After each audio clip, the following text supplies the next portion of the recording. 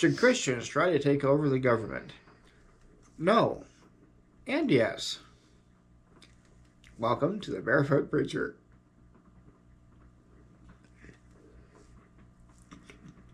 Well, recently we had yet another assassination attempt on President Trump. And I could go into all the problems with that. But in short, this latest attempt, if you find the manifesto this person gave, it is a very woke agenda, but the guy claims to be a Christian and has thinking about that way.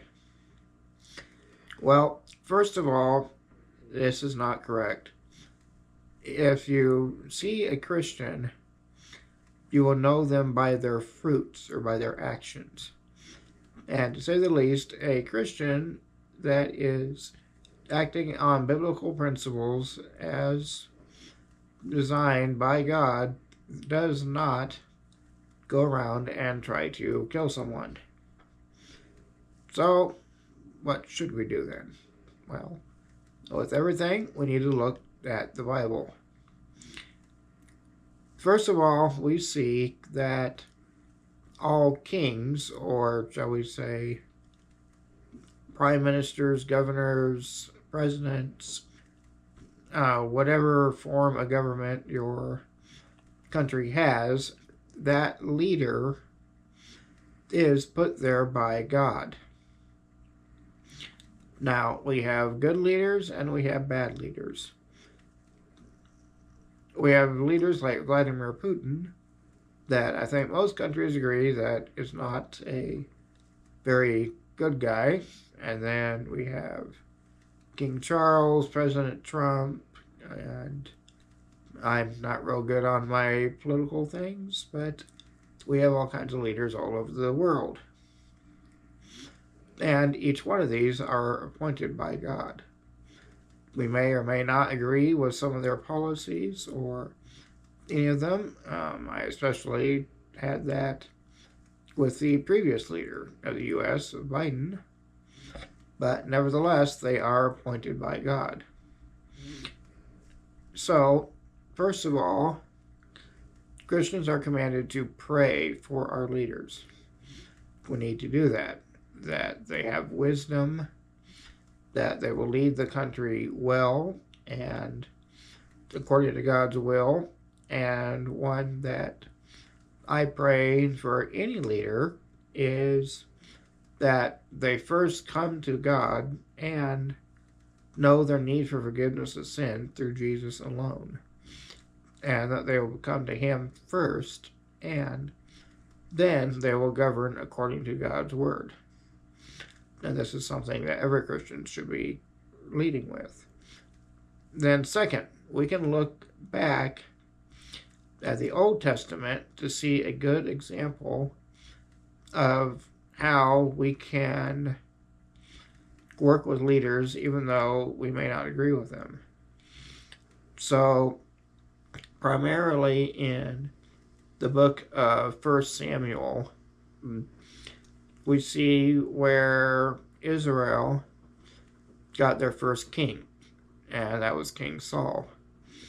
And for a while, he did okay, but he went against God's commands, and God therefore rejected him as king.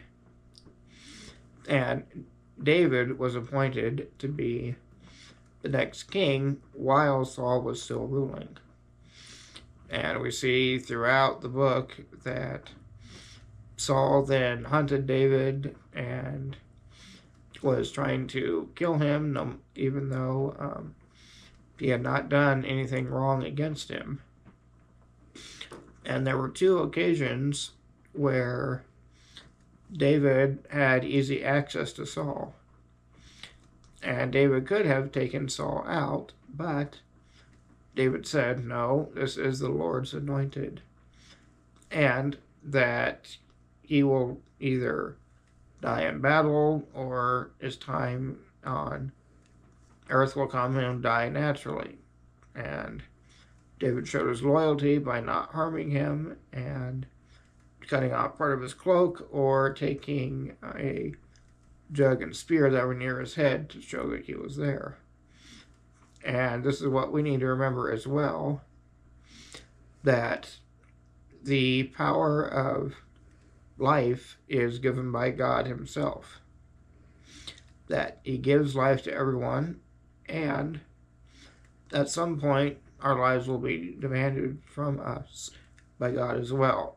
So all 8 billion of us will die at some point and then have to answer to Jesus for what we have done and whether we have trusted in him alone for salvation or not.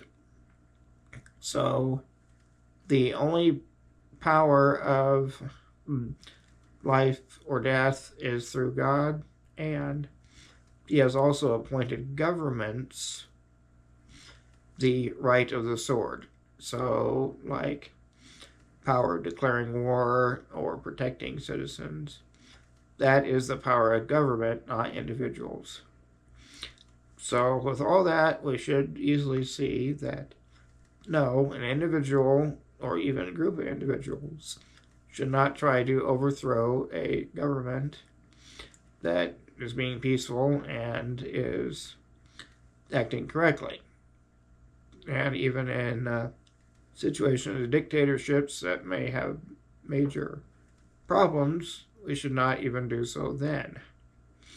We see in the book of Romans that Emperor Nero was ruling, and he did some pretty bad stuff to Christians.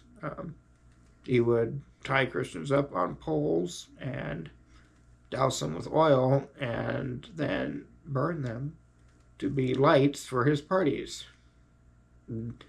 That's, not a nice ruler.